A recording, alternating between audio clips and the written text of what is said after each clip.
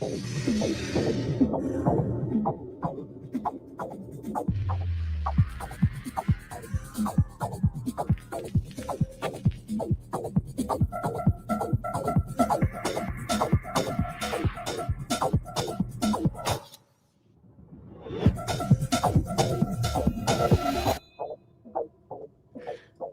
man, marketing at its finest right there, huh? It's not a terrible Hello, everybody. Welcome. We got a couple of things we're going to be talking about this afternoon. Tyler Watkins was nice enough to join us as I sent him a text at probably 1 a.m. his time last night after I read his article that was in the Barbell Spin. The title of it was, Did CrossFit Fall into the Bud Light and Jaguar Trap? So we got Tyler on here. We're going to go a little bit further into that. We're going to talk a little bit about CrossFit culture. But, and listen, I know there's a million different shows that were on this already, but I think that Tyler and I are going to give you a different perspective on some of the changes that happened as far as the game season and what exactly does those changes mean in terms of like a 30,000 foot view, right? Like what does it actually mean to affiliates? Don't forget Gillette. Yeah. Thanks, Mike. You know, Jenny, what's up?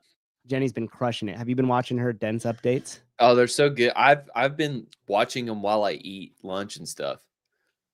Yeah. It's like perfect. I'm like, got it. I already knew most of the stuff anyway, but I like her takes on stuff. So yeah, me too.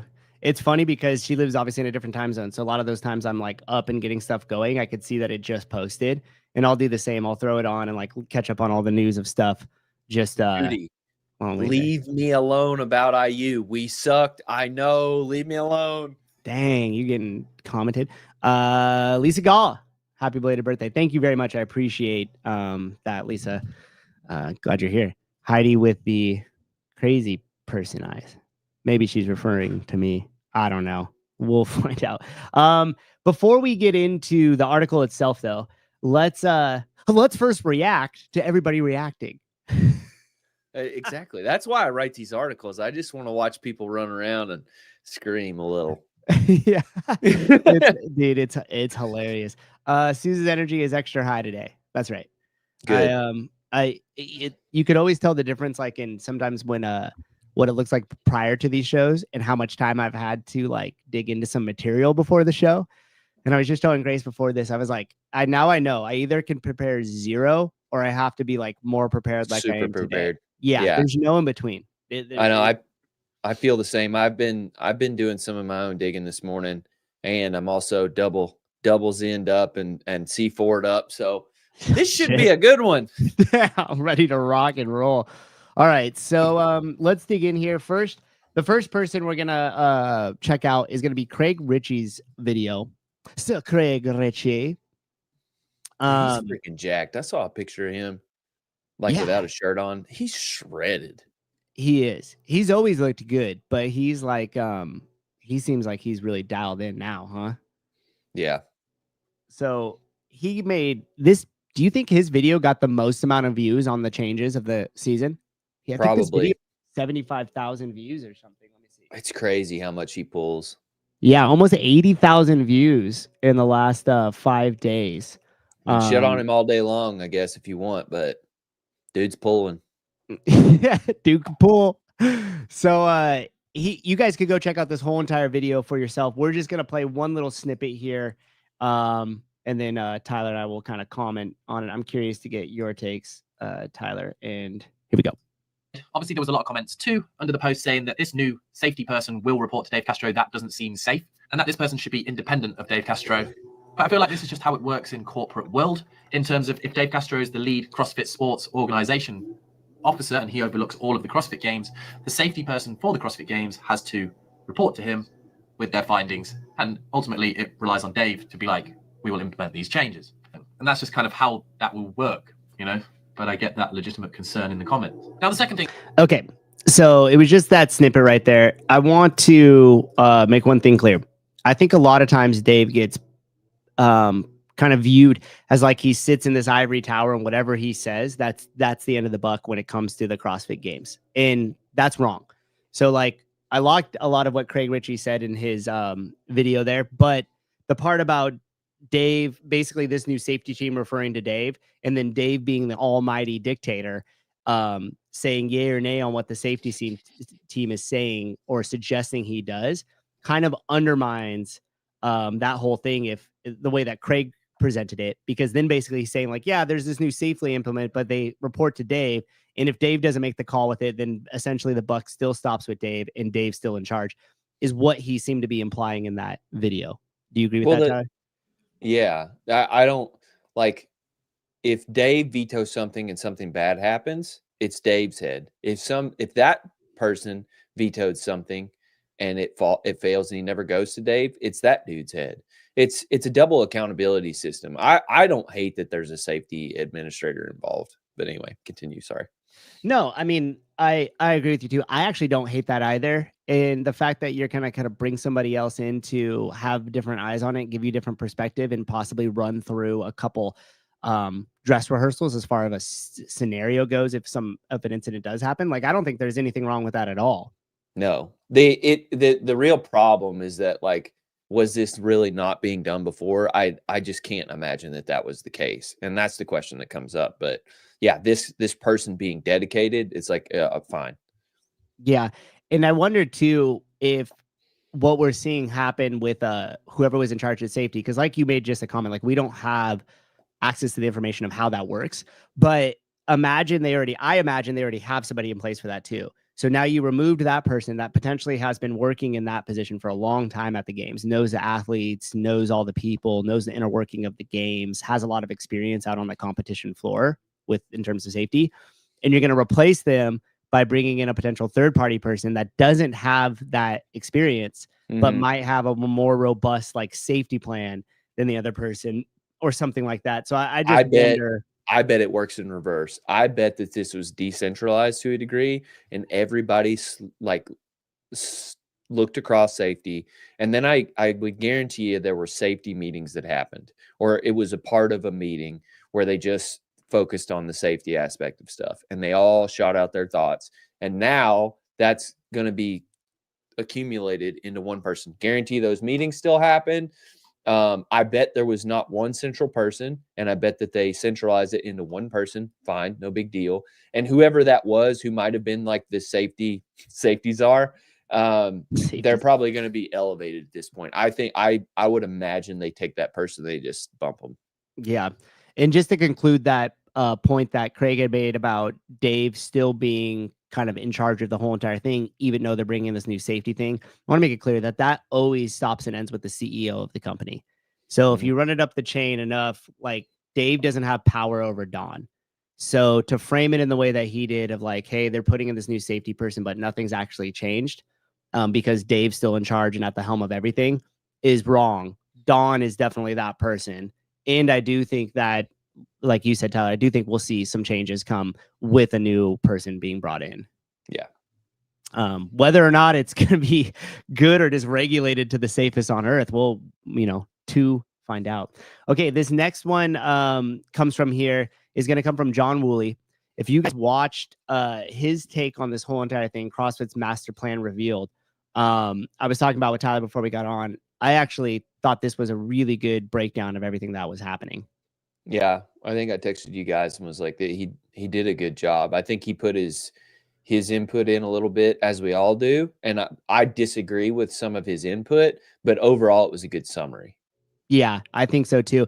And in terms of like length, right? Like 9 minutes, like we've all done different comprehensive looks at this, but in terms of best bang for your time, this is it, because 9 minutes at 1.5 speed, you could knock this out in like 4 minutes and have a bunch of information.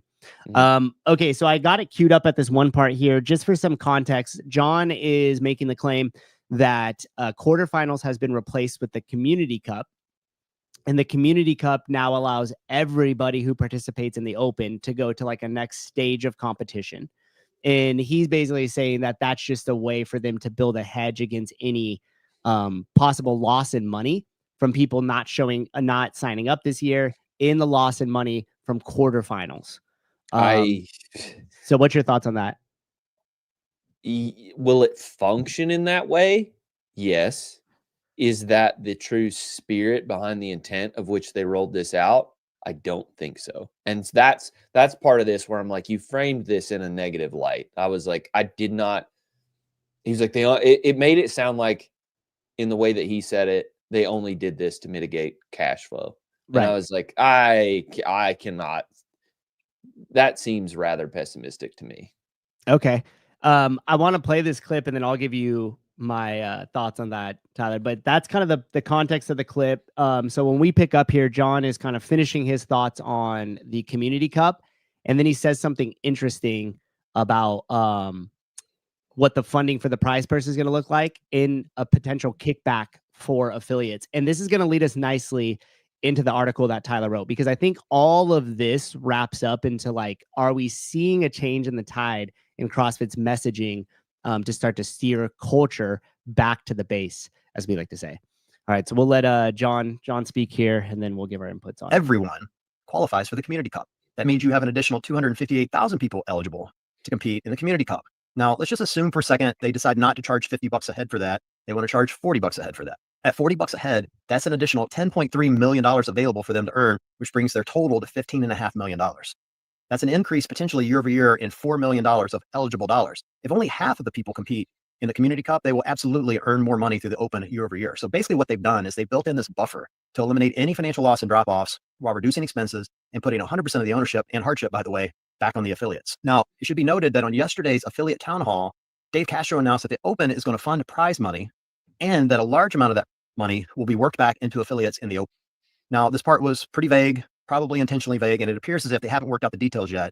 But this is something affiliates have been asking for some time. So I would assume that this is going to be well received by affiliates, but we don't really have the full details yet. So more on that to come. I think when you put all of this together, though, it paints a picture of a much, much bigger plan.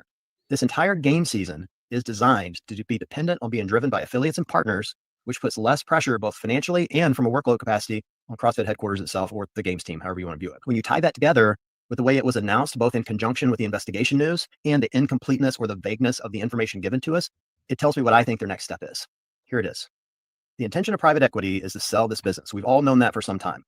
What they plan to do is make it more profitable and sellable by reducing the footprint of the business while increasing the overall profitability. The business world is called right sizing. In order to do that, they need to follow the same playbook in the future that you saw happen here this week. I would imagine sometime around the new year, you're going to see headquarters come forward with another significant affiliate fee increase. What that would do is drive off any of the perceived low value affiliates while driving more revenue from the affiliates that are deeply invested and loyal to the brand. This will improve quality control in the affiliate model, and it allows future buyers to be more confident that they aren't buying a madhouse. They'll quickly. All right. So a couple things to unpack there. First, let's start with the Community Cup, Tyler. So the way that he framed it there, you were saying was kind of negative, meaning like it's more or less a money grab, is the way John framed it. You think that there's something more to that. What more do you think is wrapped up in that? To me, and this is me being naive or whatever, but I would feel like they're trying to build a model because they have to sell this to somebody. And any good company is going to do an investigation, not only on the financials of the thing, but like, what does it look like in the future? What's the sentiment from the community? All of these things. So they need to build something that matters and is going to last a test of some sort of time. Right now. So they're coming up with a product in which they can give back to the community. They can still integrate the community. I understand that standpoint. And so I think it comes from a good-hearted position. Now, do I think the Affiliate Cup is going to do what they think it's going to do?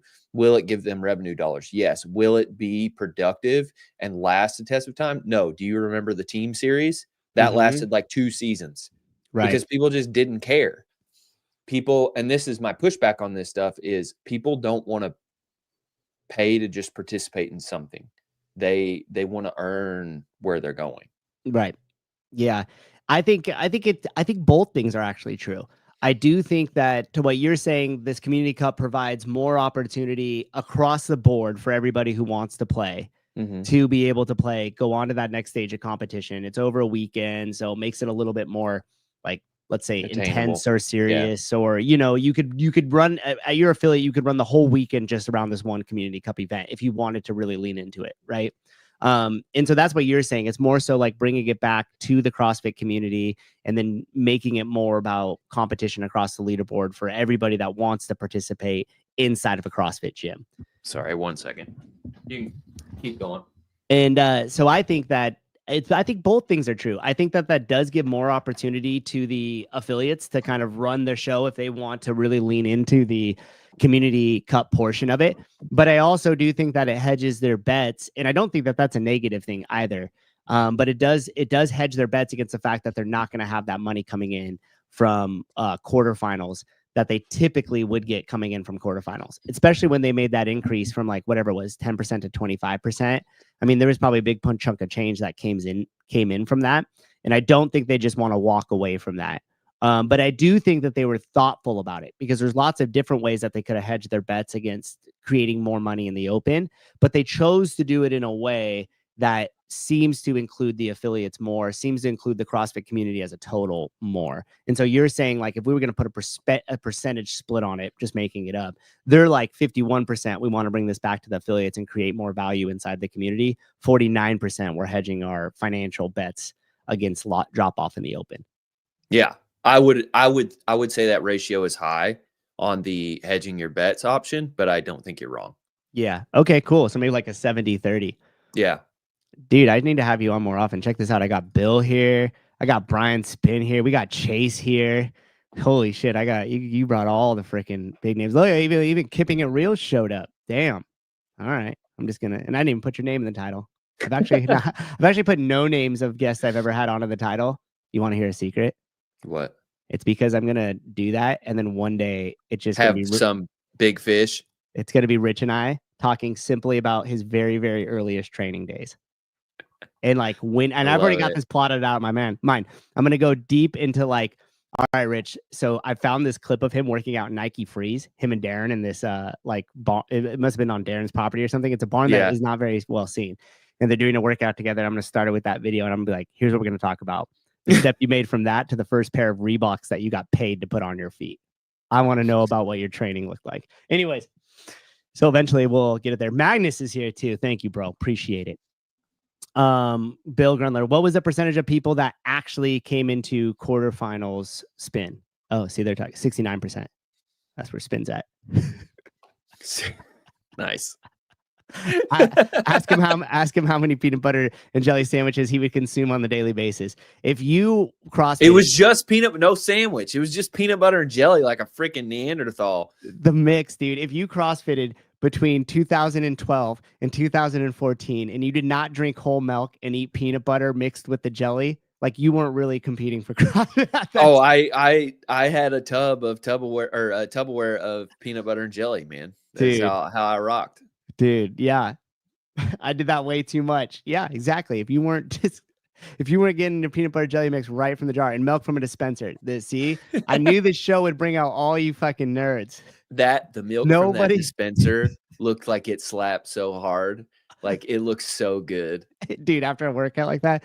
by the way, too, it's been kind of funny. Like it would be embarrassing if Rich found out now that like I've developed this like relationship, dare I even say a friendship with him. You're friends. We're buddies. It would be embarrassing if he found out how many times I watched the day in the life of him. Shit. I've seen it probably over 20 times. Dude, like 30 times. Like he walks into my room. Grace just said I shouldn't bring that up publicly. It's just Tyler and I on here and 185 of our closest friends. No one knows. No one knows. Like he walks in and he's like, hey, I'm here to work out with you. And he's like, why do you have all these posters of me in your gym? This is fucking weird. I'm like, hey, Rich. All right. So now I want to bring the conversation. Okay. So we talked a little bit about the Community Cup and I agree with you, Tyler. I do think John was still accurate in his assessment, but I do think that it was framed a little bit as that was negative. Whether that was John's intent or not, we don't actually know that. But I still think he's correct. So it might be 70% they're wanting to give back to the community and really invest into how they could get more people involved and kind of extend their time in the open or extend their time in the community competition. And at the same time, still be able to make enough money off of it to make it worthwhile and hedge their bets against the loss of the quarterfinal. So we're kind of in agreement there. Now, as we move into the next portion, he said two interesting things. Number one, he said that it reduces CrossFit's footprint size and it puts it back on more or less the affiliates in kind of potential outside sanctional events to kind of carry the competition. How do you feel about that? in relationship to the conversation we're going to dive into in terms of like, is that a good reset for culture? Is that a bad thing? Is that a negative thing that it's going to be offloaded to affiliates, into potentially camps, into, you know, different sanctionals like Wilson and Dylan and what those guys got going on? Or does that actually help it? What Greg tried to do in 2018 was the business model that would be successful if you don't want to outlay a lot of cash. And it is where they should have gone. I've always thought the model would have worked had it been doled out differently. They sort of just brute force, in the style that Greg does, just brute force put it on everybody. And it got wild because of that. Now, in the sentiment of creating the community, and I think I'll hit on this more later, is I think it's funny because it's like we want to talk about divorcing the sport from the methodology and the community, but like I think they do lean on the sport a little too heavy into driving community. And so I think it'll create great events again. I hear that CrossFit's being bombarded with requests of sanctional events. This is a good sign. They're going to get franchising or whatever kind of dollars, licensing dollars for that. That's great for us. It'll allow them to do more stuff on the community side. But CrossFit at a community level has to have these shows of who we are. They have to have these meetings where it's like we talk about what CrossFit is and why it's great. Regional served in a little bit of that aspect, but I don't think it was the full potential of what could be. So anyway, to answer your question, I guess, yes and no. It will help the community out, but not in a direct sense. Yeah. Does that make sense? I know I wandered around that a little bit, but I think it does, because the way that I view it, and we've talked about this a little bit when we talked about Crash, or like the future of competitions and like the NorCal Classic and stuff like that. I honestly think that the more that CrossFit just says, hey, we have these set standards, CrossFit set it up here, like mandate some certain standards, mandate a certain amount of experience that you have to have running the event. There's probably a bunch of other parameters that I'm just unaware of because I'm not in that programming. role. Yeah, programming, all that type of stuff, right? So let's just say like you have kind of these like qualifying things to mark. If you mark all of those, then yeah, you could become a licensed sanctional and punch somebody's ticket to the games. I think that is the smarter play. I think that somebody else said, oh, CrossFit was again here, said Hunter has only done one sport that has died. Wait, it wasn't him that said it. Oh, right here, it was Sean. Sean said Hunter says CrossFit's dying. And I think from somebody outside looking in would probably think that. Like if you look at inside looking in, it's like you're not wrong to a degree. To a degree, because I mean, if you just look about everybody's stations, like YouTube stations and stuff, like after the games and stuff, we get this weird like hangover time and a lull. Yeah, and it's almost coinciding with affiliates in terms of membership lull. Like that last quarter of the year, your October, November, December, it's slow. And a lot of people are like, oh, we're going to ramp back up in January and, you know, the new me, new you type thing. So I think that we also see that across the space in total. But I think that it's not dead in the sense that it can't be revived. I think about it in terms of pruning a tree. Like sometimes you have to go down there and just cut everything down. So when you walk outside and you're like, that used to be a bush that was growing like crazy. Now it's just a stick. And you're like, yeah, but when it grows back, it's going to be tighter. It's going to be better. It's going to be healthier. And so I think that's what we're seeing happen with CrossFit right now, is that there's going to be this kind of like reduction or pruning back of a lot of the stuff that has started to grow out of their control, especially in terms of expenditures. And it will look like it's dying, but it's not. Before we leave this sport mode, also remember the word revive. That's going to be important here in a little bit. But I was thinking about through the mechanisms of like any change that they need to implement right now. And it goes this way in like the federal budget, right? Every cut they're going to make, we've been overbloated in the federal budget for decades. Everything they're going to do is going to hurt. So nothing that CrossFit does right now is going to feel good in the short term.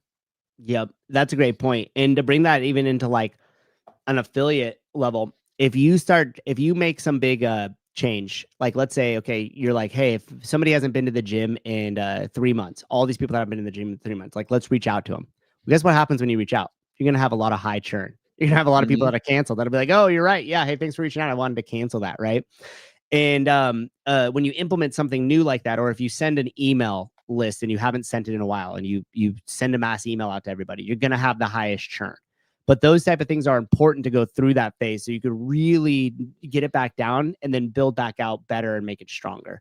And so I think that's what we're seeing CrossFit go through right now as they're making certain calls. It's really it's resulting in high churn. And I think in order for them to continue down the path of rebuilding its culture, it's going to have to continue to make hard calls. And guess what? It's going to have to continue to alienate certain people. And a lot of times people get afraid when they say that because they're thinking like discrimination or like no. It's not about that at all. CrossFit's always been for everybody, but it's just, or for anybody. But it's not for everybody, right? And we let everybody in for a minute. Yeah, exactly. And then you got to see if it's worth you. It's just like running an affiliate. I can never remember who said this, but they said 10% of your members cause 90% of the problems. And you appreciate them as a member, and they might be wild to have to deal with. But that conversation to get rid of them still sucks.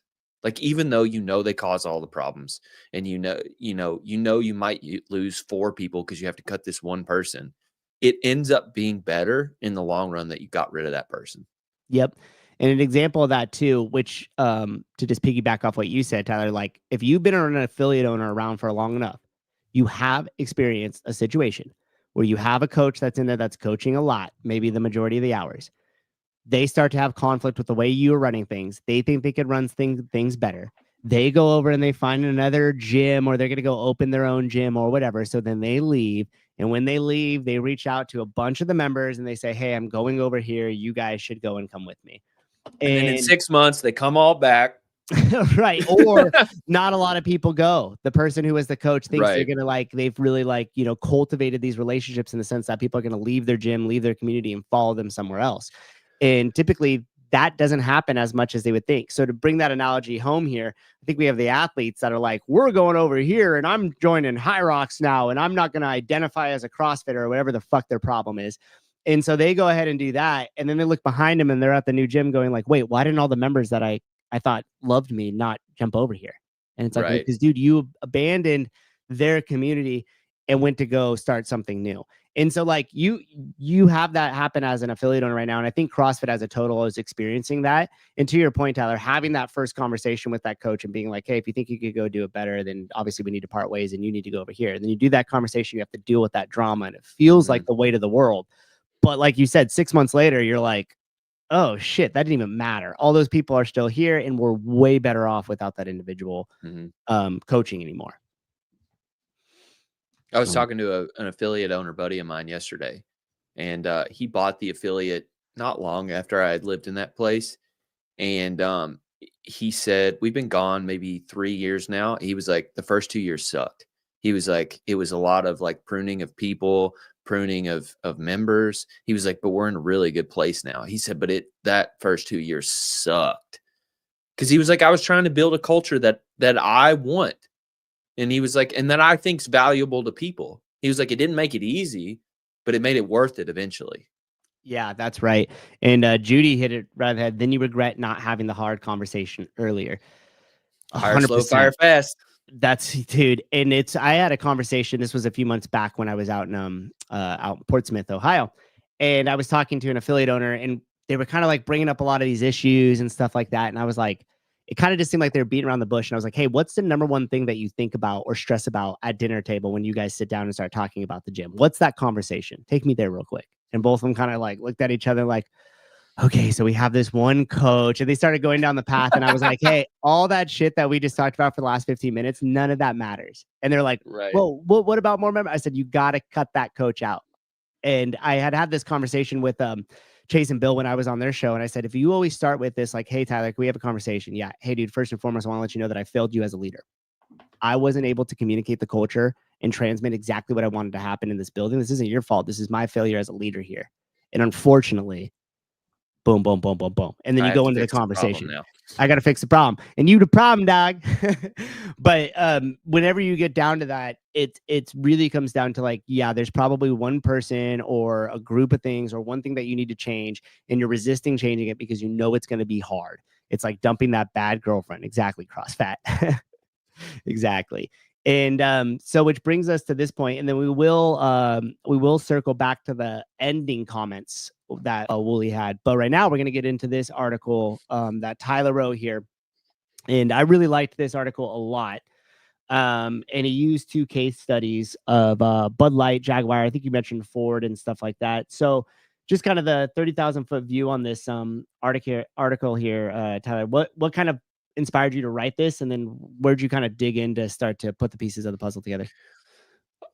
So I saw what CrossFit was doing, and then it reminded me the Jaguar thing had just happened. And I was thinking about it, and I was watching all these people freak out. And I noticed, because I did not like the rebrand. I like the original branding of Jaguar.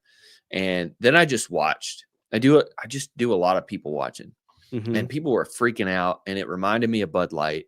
And then I started thinking about Bud Light, Ford, and Carhartt. And I was like, this is a thing that's working its way through business ecosystems right now. Hey, reach out for everyone. You want to get as many people to use your product as possible, which is true, but you can't overlook. So like with Camel, right? Camel had the cigarettes. They had a certain culture. They had a certain aesthetic, and they catered to a certain amount of people. And after decades, people started smoking their cigarettes, not because they love cigarettes. They knew they would kill you, but because it was cool, Mm-hmm. right? And so Bud Light had to retract all that and walk back towards being cool. And then later in the article, I make an example of 90s grunge and the Appalachian country music that's happening right now. And Yep. I'm like, the reason that this is popular is because these were cultures that existed and became cool before they became big. And so we have to walk away from this. Our thing is for everyone, and you have to worry about what you are as a culture first. Mm-hmm. And you could actually see this in like this whole entire, like, especially in the United States, like this ideological war. I'm guessing you're looking at this here. Ask Tyler, Yeah, who the came up original with title was title and very thumbnail. different. What was the original And title? The original title was "Burn It Down," CrossFit. And Spin was like, I suck at like SEO sort of optimization. And I was like, Spin was like, what do you think? And I was like, I trust you, change it if you want. And he changed it to this. And I thought it was good. I was kind of going for a clickbaity thing. Yeah. And sort of like working off the back of like all the talk that's going on right now. But then I wanted to deliver something of value at the end. So yeah, it was good. And I thought the like how you made the thing between like the Appalachian artists, like Oliver Anthony obviously is the big standout case, because that dude made that song Richmond Up by Richmond or whatever. Mm-hmm. And I mean, that thing just exploded. Bye, Lisa. Have a great day. I mean, this is a big conversation, being from Kentucky, being from Appalachia. Like there are record companies that go out there now. It's the middle of fucking nowhere. But they're looking for people who are in that culture, and you can't reproduce it in Nashville. You can't reproduce it somewhere else, because it's sort of born there and it's stewed in that shit forever. It lived that life. You can't make that. That's right. And the authenticity that came out from it is what catapulted Oliver Anthony to just like instant fame, right? Like he made that song. I don't know exactly the timeline, but the next thing you know, he's sitting there talking to Rogan about it. I mean, to make the leap from that, I think he was playing it at his county fair or something that year prior, and there was like a handful of people that weren't even really paying attention, and then fucking the next year he's on Rogan. It's because he's saying something real. That's right, and that's exactly what I was gonna say. And he's being, and we use the word real or authentic or different like that, but what he's actually doing is he's speaking about the reality behind him. There's not a sugarcoating of it. There's not a rounding of the corner. There's not a changing it or framing it so that way it's acceptable or it sounds softer or it sounds better. Like he's just giving you the raw, this is the reality that I live, and here's who I am and here's what we do. And I think you're actually seeing this almost in a religious sense, where like they were talking about, and especially Andrew Tate was a big pusher of like becoming, Muslim. And the reason why is because they were like, this is the way we do shit, and we don't bend our standard for anybody. Right. And there was an attractiveness to this, because with majority of the other religions, with Christianity and other stuff, you started to see this like almost too tolerant of everything. And when you become too tolerant and you don't stand for anything, you stand for nothing, or you'll fall. You want to live by the sword, you got to die by it too, man. It's not a costless bet that you're making. So I said focus on the word revive. Someone said to me, like, there's an opportunity in CrossFit for a revival. And like, what would I do to make CrossFit as cool as it was, or how can we where are we missing on what made it cool in the beginning? I started thinking about revival. I grew up in church. I've been to particularly Southern Baptist, but hell, I've been to Presbyterian, I've been to Church of God, I've been to Seventh-day Adventist, I've been all over the place. And revivals are always a big deal, man. Like, people like that tie-in of coming back to church and getting reacquainted with God. And I started listening to Greg this morning, like looking for some of that inspiration of what made us great in the past. And I re-stumbled on CrossFit as Church. I don't know if you guys have seen that video. It is worth watching. Is that he's at Harvard? He was at Harvard. It was the divinity school at Harvard. And he talks about all the ways in which CrossFit services you in the same way that church services you. It fulfills you in a bunch of different aspects in which church does the same. And they were talking about the community, the personal accountability, all of that stuff. And I was like, these are the things. So my thing is that CrossFit is not standing on anything outside of the sport. And that's why they're sort to piggyback off of Hunter. They are dying because they're not representing anything but the sport at the moment, even though they're like talking about the community. And so to a degree, we have to walk back and anyway, that's sort of where my brain is around right now at the moment. Yeah.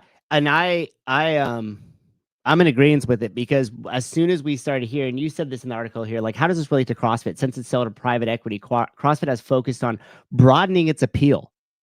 And so we know that broadening its appeal means losing what makes it unique, because things that make individuals unique, hate it or love it, those are trademarks that make that individual unique. There's certain things in which behaviors and culture that makes that culture unique. And a lot of those times, the things that make it unique repel people or push people away from it too. And so when you start to drop those to broaden your audience at the hope of being more inclusive, then what ends up happening is you have nothing attractive anymore. And you're trying to pander to the lowest common denominator. It's not that we were ever exclusive, but we had our tenets that we stuck to. And if you didn't agree with them, that's fine. You don't have to come to our gyms. And, I look at this from an accounting standpoint of like, okay, we lived and died by those laurels back in 2012 through 18. And then we got private equity involved, and they've been doing these new initiatives to broaden scope and broaden appeal. Yep. And we're not seeing a return. We're seeing the opposite. And it's like, okay, like, just from a business aspect, didn't work. Your initiative did not work. So what were they doing correctly that you're not doing correctly? Right. And I think that when people, and I hate this argument too, by the way, this will be a slight rant digression, which we're for here. But a lot of times you start to hear this whole entire fucking shit at the end of like, oh, these guys are just want the old band back. Oh, these guys, Glassman made mistakes too. And you're like, no shit, bro. Half the comments on the article are that. Dude, it drives me insane, because you're like, yes, I know, but there was also explosive growth in a very unique culture that was able to even pop out in the mainstream, because we got made fun of by all these different things, because there was a uniqueness to what we were doing as CrossFitters. We were as hated as we were loved. Exactly. And that to me just meant that you were evoking something. You were noticed. You were being seen. You were being loud about it, right?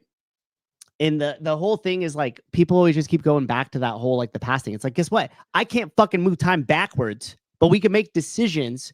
We could sequence things better. We could be intentful about how we move forward. And there's lessons from the past that absolutely apply to today.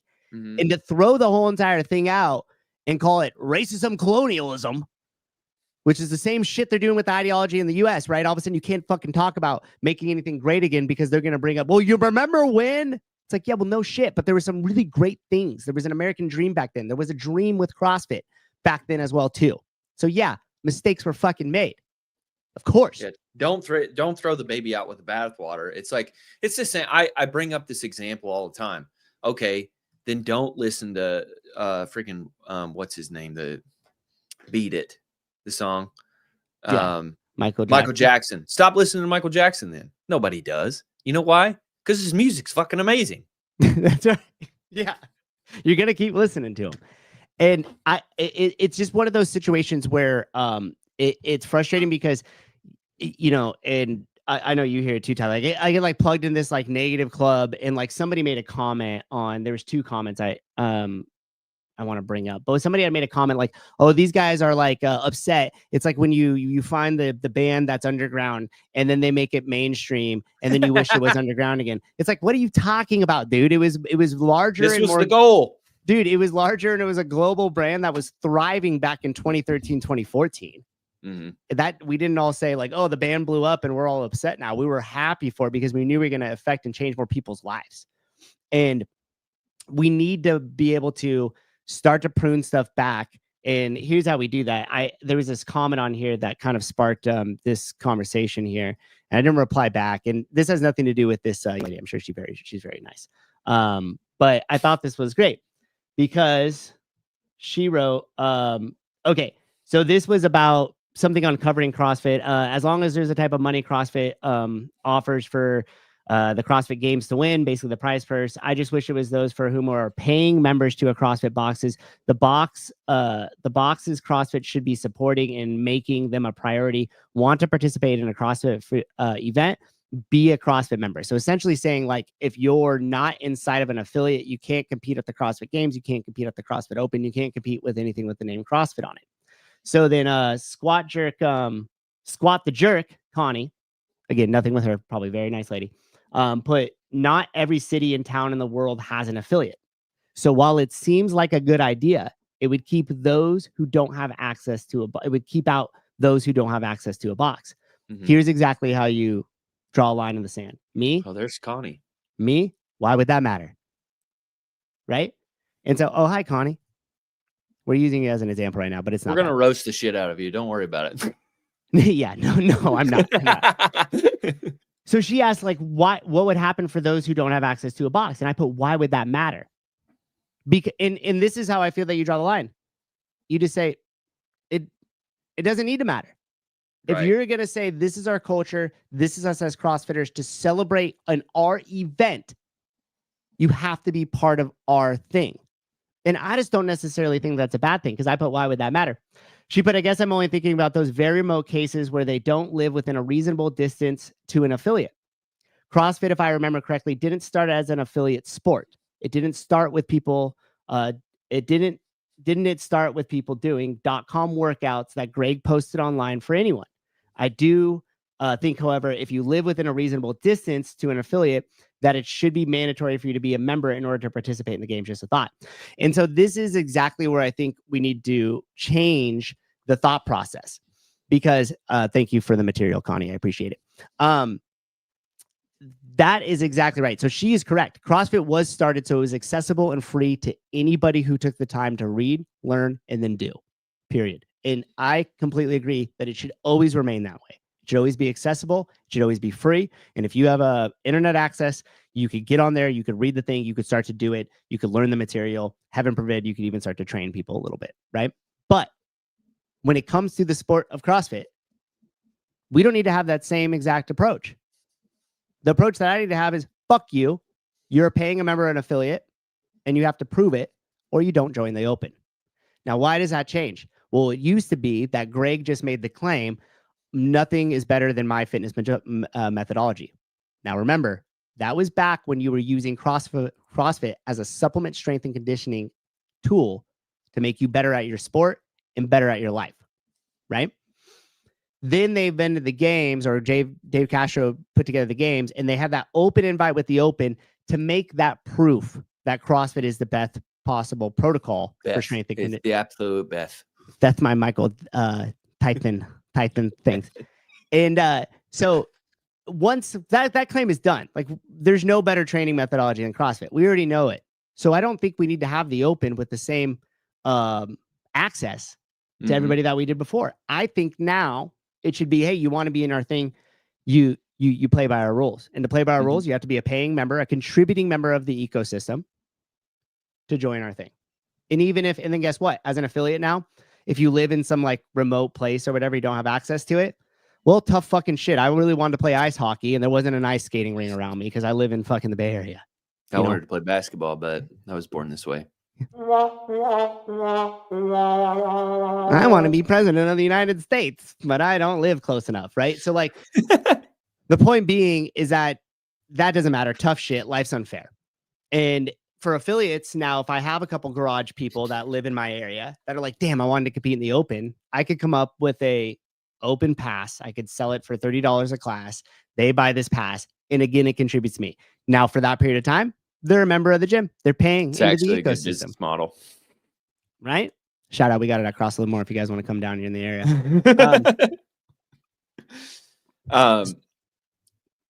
Go ahead. Do you want to go somewhere? I wanted to circle back around to what we're missing that we had, and what please we go could ahead. do moving forward.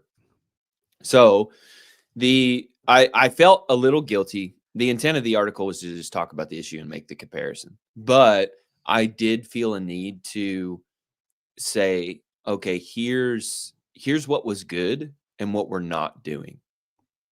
And one of the immediate examples for me was something like CrossFit as church, or, the big, which I poked around on the internet forever.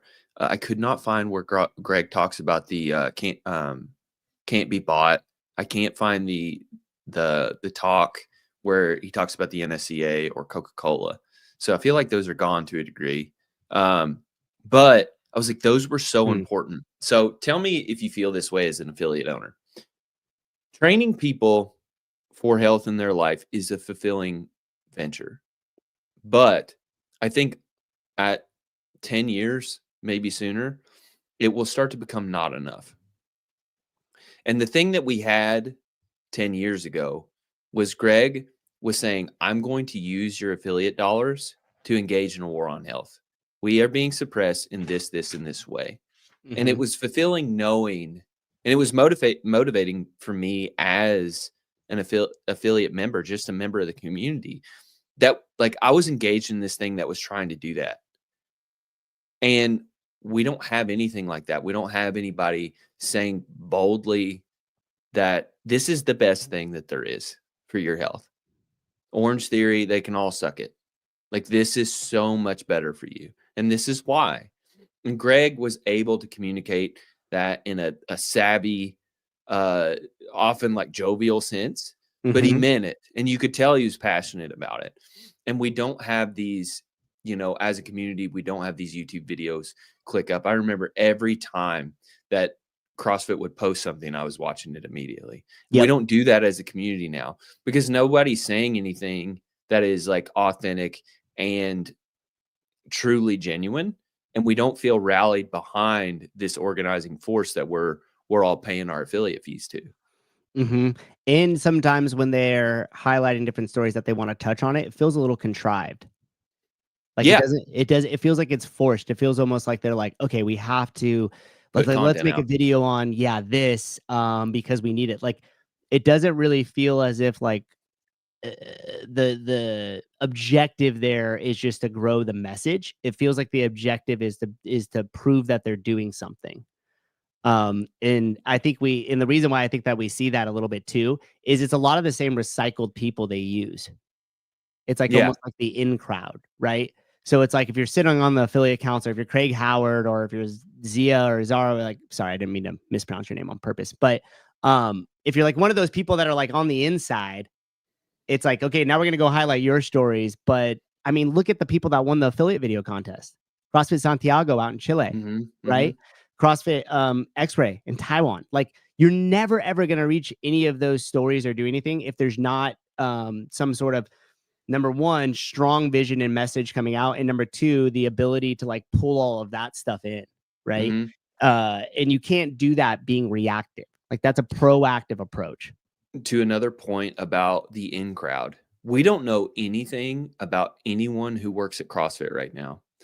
But back in the day, you would get these, Scotts Valley, you would get these videos of HQ. And I remember like every time, like Rich running around the building and all that stuff, I remember being like, what's it look like where they work? But you would meet, like, we knew Rory because they would do content just with Rory at the office. They would do content with these people. We don't know. And they seem like a more scary force because we don't know any of you. That's right. We can't absorb anything you're saying because we don't know you. So the whole point of this was like, what are the functional items? Like, how does CrossFit get back to the culture that I don't even want to say that we had, but how can we move the stone forward and develop an actual culture? I think we know probably what it should be, is that CrossFit's the greatest training methodology that's ever existed and that we need to go fight these fights. But how? They can't say any of that right now. Don can't come out tomorrow and be like, guess what, guys? War's back on. We're going back at Coke. Everybody's going to be like, all right, like, whatever, bro. So it's like he has to start building back into that situation. How do you do that? And I got a couple of different ideas here in terms of culture, like actual action items. Number one, take a strong position. That's a mandatory. That's a culture. You have to take a strong position. Okay. Number two, you need some sort of mission behind that position. You have to say, here's the problem. We are the solution. You guys have probably heard this in a million different ways, but it needs to be continuously. And the biggest thing that shows that the work needs to be done is everybody who started CrossFit in the last 4 years referred to it as a sport. Like, my members know that if you use the S word in the gym, I'm about to get all fired up. You know what I mean? So, number one, strong position. Number two, a mission. Number three, enemies. You need to create enemies intentionally and purposeful, right? Hey guys, it's us versus them. Us with our solution versus them, the creators of the problem. It's us, the truth, in terms of strength and conditioning, fitness and nutrition, and it's them, the corruption. Okay, so you have to have some sort of enemy, and this is why I'm like stoked to be doing more and more stuff with Broken Science and MetFix, because if you look at the first two things, strong position, hell yeah, they have a strong position. A mission, yeah, they got a mission. Enemies, oh yeah. You know what I mean? And then the last one I have on here is alliances. You're gonna create enemies, create alliances. And all these things need to be intentional. You need to sit down and say, guys, who are we? What are we trying to accomplish? Who are the people that are going to be standing in our way? What are the alliances that we could kind of lean on to partner up to continue to move this mission forward? Here's a great, like, could be implemented immediately. CrossFit does, and like after talking with Chase on his podcast, we talked about like how a lot of people, or I won't say a lot of people, but people at HQ, the ratio of people who are actually doing CrossFit on a daily basis has gone way down. It used to be 100%, so it's going to go down. But that everybody who worked at HQ previously were believers in the methodology, and they were believers in the vision, right? Yeah. And so you could actually do content on, like, Don brings everybody together at HQ, and they sort of need to lean into this. Everything Barstool is doing, they're doing 100% correctly. They're going through the moon right now because they produce content from the office, and half of the stuff that I watch of them are them at the office. So Don brings everybody into a room. Hey guys, guess what? It's revival week. We're going to talk about what we're getting ready to do, and we sort of need to pay penance for the sins that we've committed over the past couple of years. We screwed the pooch, but we're going to fix it. Here's what we're here for. We cure diabetes. We cure type 2 diabetes. That's what we do. We solve all these other issues. How is our vision implementing change with that? And you just talk to the people who work at HQ. What have you learned? What were you doing incorrectly? Like, just be brutally honest about what's happening. I think that would go a long way into, the affiliate members see that you are being honest with yourself, because I don't think that right now that they have a true idea of what their vision and mission is. Right? They may have some corporate, clue. like, this is our mission, vision, values, and all that stuff, but they don't really know. And so you have to go to town with yourself and say, okay, like, let me focus up on this. Like, what are we doing? What are we doing? And that has to start with them first. And if you communicate that out to the affiliates, they'll be on board immediately. They'll see it as, and I'm sorry. You won't even have to say I'm sorry, but they'll see it as in, you're doing the work internally, and that makes me feel better. Yeah. And it's funny because we've had a couple of different things where Don has talk or spoke, and we've yet to see these just like heavy hitter derivatives posted on Instagram from that. And so what I mean by that is, like, Greg would give a lecture at some random gym, whatever.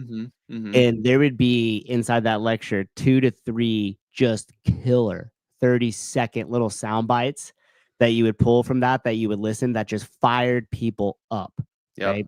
And I think that that's something that the current leadership is really lacking. And now, whether that just comes from the fact that, like what you said, that they don't even really kind of have their hands wrapped around who they are or what the culture is, or there's other constraints and things at play that's inhibiting them from taking these strong stances that we're just not aware of.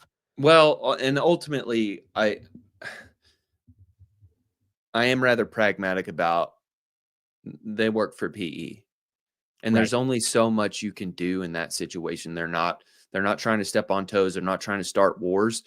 And that's the problem that I have with this, is essentially you do run a religion. It serves in every facet as a religion. You don't pray to it. You don't do that stuff, but it checks all the other boxes that religion checks. And they can't run this like a t-shirt company, because it's not one. Right. You bought a weird company. Yep. And so stop trying to run it like every other burger joint that you've ever run. It's not going to function that way. Yep. You can't look at it as widgets. You know what I mean? Like, you can't be like, hey, how many widgets do we need to sell? And just replace the word widget with CrossFit, because it's a whole different entity. I think Matthew, thanks for joining the show, bro. Also, too, thank you for the shirts. I wore it on one of the Kill Taylor ones. Appreciate you sending it out there, bro. That's awesome. Won't ever be fixed with private equity. And that's kind of the statement that you're making, Tyler, is like, it's tough with a company that's like Berkshire Partners, who are like, hey, we don't really want to create that much of a mess here. We just want to make a few dollars and kind of move on. But who knows? Because we have heard rumblings of, like, they're not selling for a while. They really want to invest in this, that type of stuff. So we don't really fully know their plans. Okay, let me go through a couple of these comments real quick, and then we'll kind of wrap this thing together. And the last show I did about the CFO, there was only one comment, and the comment said, Souza has a strong weave. And I appreciated the hell out of that one comment. That one comment after the show left just kept me going. Vicky, HQ haven't created the emotional investment and connection that is in affiliates, so there's no symbiotic relationship between the two. I need to send a couple people that clip of Bruce Lee about emotional content. Damn, it's something that's very hard to do. It is. It is. But when you do that, when you could play on that emotion, you could find if you could tap into something to give people, to motivate them to action, it works really well. Connie, by the way, Connie, thank you for letting me use your comments. As you could see, that there is no ill intent there. I was just using it to illustrate a point. Connie, prerequisites at HQ or sit on the board is to be a person who does CrossFit and believes in the methodology. Build it back. Completely agree with that as well, too. I don't think they need to be some star-studded CrossFitter by any means. But if you are not practicing what we preach, how could you really understand what it is you're selling? How could you really understand what it is you're supporting? Go ahead, Doug. I was watching Peter Santinella or something like that. he goes to like he's been to Appalachia a bunch of times. He goes to like kind of weird communities, and he just interviews the people that live there and actually live the life there, because like it'll be communities that you don't know a whole lot about. And he went to the Pacific Northwest. He was somewhere up in Oregon or something like that. I think maybe Washington. And he was interviewing an old logger, and he was talking about the sort of the structure in the logging community at the time. And the guy was like, he was like, as far as logging goes, how is it positioned now as it has been in the past? And the guy was like, it's the best it's ever been, because all of the companies that run the logging in the Pacific Northwest are privately owned. They don't have to worry about dollars. They need to make some sort of cut, but at the end of the day, as long as they're running semi-profitably, they're okay. They don't have to take more trees than they need to. They don't have to put people in danger, because at the end of the day, they're just trying to run a business that turns a profit and creates jobs. Yep. And sustains over a longer period of time. Right. And sometimes building a lasting business means that you will sacrifice dollars. Like, I can't tell you how many times I've had like a longer member that might have to be gone for a period of time, or just wasn't like, fell out of the habit because of some life event, job change, schedule change, kid. And they're like, hey, I'm in a couple of months. Like, I need to cancel my membership. And then I write back to him. I'm like, hey, no problem. I went ahead and canceled it, but I also loaded you up with a 10-pack punch card because I know you didn't make it in last month. And I want you to have an easier transition to come back into the gym. So what do? I eat the cost on that. I give it to them for free. In some cases, I'll refund the membership if they're like, if I know the situation, right? And I don't have to do any of that. And if I was just focused on my profitability or my bottom line, I wouldn't do any of that. But I could tell you now, being an affiliate for the last 11 years, being an affiliate for 11 years, all of that comes back in tenfold. Might not be from that member coming back and utilizing it, but the more you're investing in people, I promise all that stuff comes back. And it's really fucking hard to do. I mean, I can tell you when I was like broke as a joke, living at my parents' house, trying to make this affiliate work. And it's like, yeah, I made $100 profit this month. And someone's like, oh, I had to cancel and I did this. And I'm like, oh, no problem. And I'm like, there goes my $100. The Gains Lab, was the war on soda a good business decision? Yes, it was, because it took a strong position. It was, and it wasn't about soda. It was about the corruption and the stranglehold over soda dollars had on the exercise sciences in nutrition. So make that clear. It wasn't like Greg was walking around being like, we want sodas off the shelves. Like, he didn't give a shit if you drank or did soda. He just wanted that money and that corruption out of the sciences. That's all his whole deal was. And yes, I think that was a very great business decision. Calculated. It was super calculated. It was super calculated too. And I hope, you know, that guy, what is it? Mason Startup. Yeah. He's reached out and we had a couple conversations about like NSCA stuff. And I hope he makes a real comprehensive video on that, because he's pretty good about those breakdowns. And that, I think, if he ends up doing that, that would end up shedding some light to what most people think was a war on soda, but it wasn't. I want to say this regarding the science and soda, all that. I think as a community, we should be upset with ourselves. And this is something that I think HQ should push, is we've been around for 20 plus years now, and we have not produced much in the way of science. We've said that we're the first to quantify fitness, but we've not done much with it on the science level. And in a time where science is held so high, we should be able to look at people and say, this is numerically how we solve type 2 diabetes. Yeah. No, and Greg did a little bit of that. He was involved with doctors. He was involved with science, but we never made quite a deal about it as I thought we should have. And I agree with you with that. And I actually got in trouble because when I went to one of the DDCs, like, that's what I was doing, was like going there because I knew that the awesome stuff was going on. We need to pull that out of the shadows into the light. And I took a YouTube video that they had made and I recorded it to audio, and then I uploaded it as a podcast. It was a Steve Malhotra's lecture. And they called me and they were like, hey, were you secretly recording him? Why the hell do you have this recording? And I was like, no, I just recorded your YouTube station and gave you guys credit, but it needs to be an audio form. And they were like, oh. Okay. Whoops. Sevon, Greg ran so far out ahead of the community and blazed the trail for us. And that is completely true. Like, Greg now, like, just now, everything I feel like is starting to creep up to where Greg was 20 years ago. And the shittiest thing, and I mean, life's life, right? But like, can you imagine if Greg wasn't canceled, how big Greg would have been through that COVID time, like him as his own personal brand, and how big CrossFit could have been through that time? Because holy shit, dude, he just would have freaking beat the drum and just hammered all that public health bullshit that was coming out. And it would have been crazy. But yeah. Go. Sorry. No, go ahead. Well, I just wanted to say, like, that's the thing right now that we're not capitalizing on. Is like there's all this talk about health and science and blah, blah, blah, blah, blah. And it's like, dude, what have we done with the fact that people are addicted to social media and it's making people sick? What have we done with the fact that people are fat? Like, we've not done anything. We've not gone out and said, hey, we have the fucking fix for this. We've stopped all that. And it's like, this is the biggest public health moment in probably history, and we're not capitalizing on it. Yep. And here's again, just to plug this here.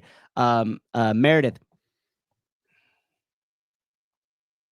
She gave me this at the games. I still got it back there. Nice. Yes, I do. Meredith, I had always hoped that the original CrossFit Health team was going to conduct that research and provide that data. Here's the cool thing. That whole entire team, almost down to every person that was a part of it, is now with Broken Science, and they're doing exactly that. They're going to start quantifying a ton of this data. They're going to start utilizing a lot of that to prove certain things. I've got my hands on some of the material with the MetFix seminar as far as the nutrition side. It's going to be awesome. Like, CrossFit should utilize all of that. They should repost it. They should use that as a freaking rally cry for everybody. Yeah. And Greg said it. That's why he said a couple shows back when people were asking, like, is MetFix or Broken Science the competitor to CrossFit? And he was like, no, I'm going into a lane, and Emily's going into a lane that CrossFit will not, and in some cases cannot, go into. Mm-hmm. And that's why for me, it was like the writing was on the wall. It's like, okay, so get further and further involved in that. So hopefully I could kind of bridge that gap from like the publishing company that is Broken Science and all that high level intellectual stuff that they do, and help disseminate that via seminars, via other coaches and everything else. And I think that the relationship between Broken Science, MetFix, and CrossFit should be one that should be symbiotic. Because I do think we're all after all the same mission. We're just coming at it from different angles. And the stuff that they're doing over at Broken Science and what Greg and Emily are doing, like CrossFit would never touch that with the 10-foot pole. Not only do they not have the intellectual power to do so, but they don't want that fight. And so that's why I think that there's a nice synergy between the two. So Meredith, there is hope there. Tyler, would you say it's a couple more of these, and then we'll just close the loop on the article in the Wooly thing here. I'm just trying to see through. Sevon, we went from Rich Froning, HQ claiming we were type 2 diabetes, statins are bad, and Jay Bhattacharya speaking at HQ to what? The CrossFit Health guys kind of saying something. Yeah, and again, that's why I think there could be some a nice synergy between the mission that is going on over Broken Science and what's happening a little bit with the CrossFit stuff. Yeah. Well, the ums don't get you fired up. That was the joke that I was making there. Somebody else said CrossFit, Rogue should own CrossFit. Rogue has no care to do that. I don't think they're going to venture into that lane. Jar Jar Binks, welcome to the show. How does CrossFit police this? Isn't this money left on the table for the education department? I looked at what they were saying. They were talking about coaches coaching without level ones or expired L1s. I don't know. Like, coaches should have L1s, but good coaches are good coaches. Yeah, good coaches are good coaches. And here's the thing too, like the L1 is a great start and should definitely be something that everybody does, but it is 100. Like, look, dude, I'm doing some research for movements. And this is one stack of books that I'm like going through to like start to do this research process. By the way, not a popular book, but Overcoming Gravity by Stephen Lowe is probably one of the most comprehensive books you'll get on gymnastics and strength training. So, yeah, the L1's a start. It's not a finish line. Will you guys think Greg will even ever consider buying CrossFit back? No, I don't think there's a chance. And Go ahead. sorry, I wanted to add to that. I was thinking about that. Like, can anybody at HQ currently get out in front of the camera and be as charismatic as Greg and say the things that he was saying? And that's a tough pull. I do think Chase could actually fill that role. I think he has all the pieces to do it. But besides him, it's going to be tough. But CrossFit has to grow outside of Greg. You have to be able to fill those roles. That's the same thing with the sports side. And like, Dave's going to have to walk away at some point, and we can't, the sport just can't dry up because Dave's not there. Like, Right. we have to be able to pick up these torches and run with them. Yeah. You know, it's funny too. I hadn't ever really like put much thought into that, but I agree with your choice on Chase there. He's really good at navigating like sticky situations, like when I'm on his show and say crazy shit, right? He's polite. Yeah. He's tall. He's good looking. He makes good jokes, and he can carry on a conversation forever. But most importantly, he will hold firm in what he believes, and he'll navigate around the conversation that you're having with him. That is a rare combination of things. Yeah, it is. And I was telling him on the show that you were on with them, that conversation towards the end, similar to kind of what we're talking about now, was great. And I had even messaged Chase. I was like, dude, you were a G, because the way you were able to kind of like navigate that conversation, still hold firm on what he believed in, but not necessarily like make it in a negative tone or feel like he's pushing a back against CrossFit in any negative way, but just was like, yeah, we recognize like these things definitely could be better. We still have some of this stuff here. And like, my hope is we do X, right? And so to have somebody that has that ability, especially with the knowledge base that he has. I mean, coach, affiliate owner, high level athlete, announcer, like, you know what I mean? Like he's filled each role, and that's super important, whoever you're putting out in front of the audience there. Yep. All right. If CrossFit isn't reaching out to the Make America Healthy Again movement, then what are they even doing? If you guys don't know the relationship that Greg and Emily have with RFK, you should really look into that. Because let's just say like Emily, Greg, and the Broken Science crew are on a first name basis with G5 pilots. If you get the analogy there. Yeah. It was a movement. Now at best it's a church. At Greg's ability to stay focused on the North Star can never happen without a cult leader. Agreed. Okay, so to wrap this thing up here, the last thing that John Woolley had mentioned was the thing about raising affiliate fees again. And what do you think about that, Tyler? Have you heard anybody talk about affiliate fees? I mean, just in the media. I wouldn't be surprised. I don't know if it's a good move or a bad move. I've not considered it fully. What do you think? Yeah. I mean, I don't know what's going to happen. I think eventually they're going to raise the affiliate fees before they sell it again. I just don't know when 100%. It's going to be. I said this the first time, is that they're just essentially choosing their customer. It's just a filter.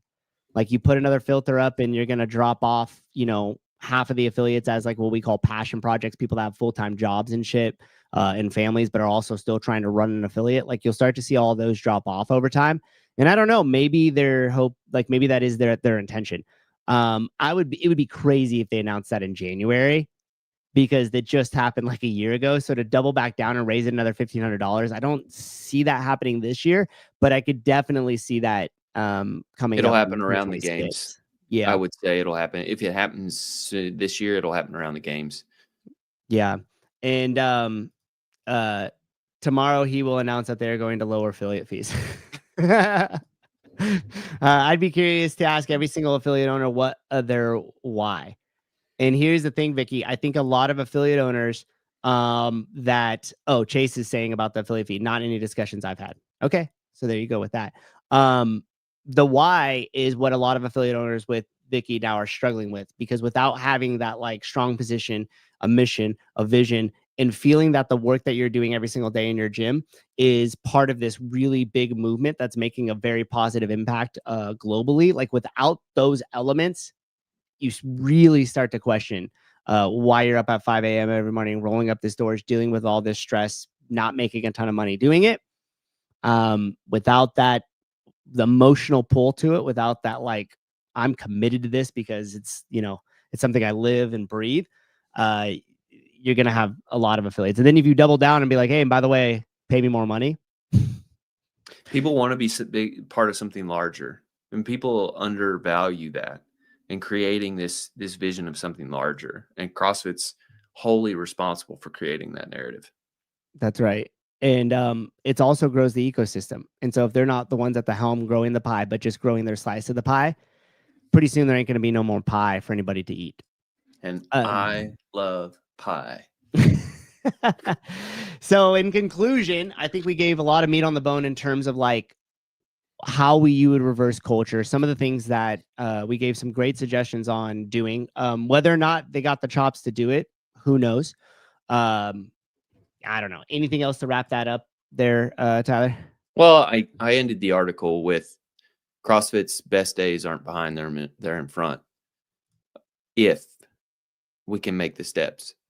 And they're going to be hard steps. Like I was talking with the budget earlier. It's not going to feel good probably at first.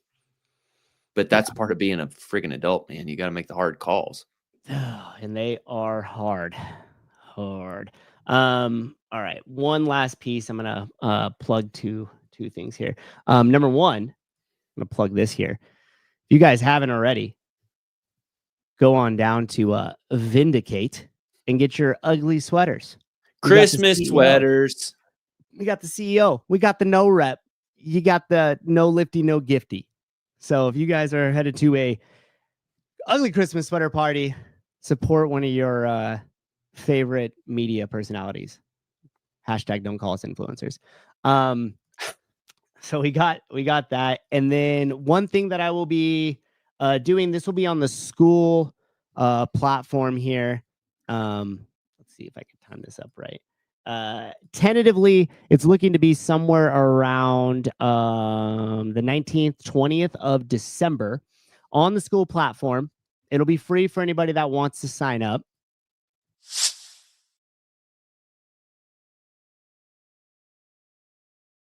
This is what it looks like in Canva, but I'm creating this suck less in 2025.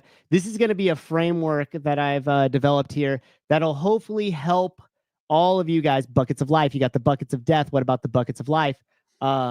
Be a little bit more intentional on your actions as an affiliate owner or as a coach. Sick of being fucking broke? Yeah, me too. So I put this thing together. We're going to be doing kind of this roundtable discussion about it. If you're a coach, if you're an affiliate owner, or if you're just somebody who's interested in being a little bit more intentional about your actions, about what your goals are, about how to sequence those goals, about actually facing reality, about doing the fucking math behind the goals. You know how many people pay something up and I'm like, what's the math behind that? What's the fucking, how much does that cost? How much months will that take? What would that take to outsource? And they're like, duh. So don't worry about it. Yeah, don't worry about it. Or you face the reality and then you ask them like, have you set a date for that? What's realistic? Duh. So anyways, my hope is I've been running that system. I do it also in this binder where I kind of keep it together for each year and I keep them all stacked together. I've done it for the last 5 years. It's a framework that I didn't develop, but it's a combination of things that I've used. My hope is that once we lay out that framework, you guys could take that, you guys could plug in what's important to you as a coach, as an affiliate owner, or just as a human being trying to be better than you were last year. And hopefully you could use some of it to help you out. So again, if you guys want to do it, go to school.com/media launch. You could sign up for it for free there. You guys will see it on the calendar. You could join it. It'll be a Zoom call. That's all I got to say about that. Okay, coffee, wads, and pods after this. I don't know what time he starts. What's math? Don't worry, Chris. I will take you there. I like that. Connie, we'll see you there. Be intentional on purpose. Nice template canvas. Canva template. Yeah, I saw the chalkboard one. And I like that one. That's a good one. That was approachable. Yeah. So if you guys want to chat about that and come join, please do so. Tyler, thank you, dude. I appreciate you writing great articles, being so invested in this CrossFit community as you are. But more importantly, coming on this show when I ask you if you want to jump on and talk about random stuff in the middle of the night. So, and as always, remember, don't do anal. There's right, one guys. thing you take from this. Yeah, there's one thing at the end. CrossFit HQ. I know you guys are listening. You got a shot there. Listen to what Tyler says. Adios, everybody. Have a great day. Pedro is live now. We'll see you over at Coffee Wads and Pods. Be good to each other out there. Adios.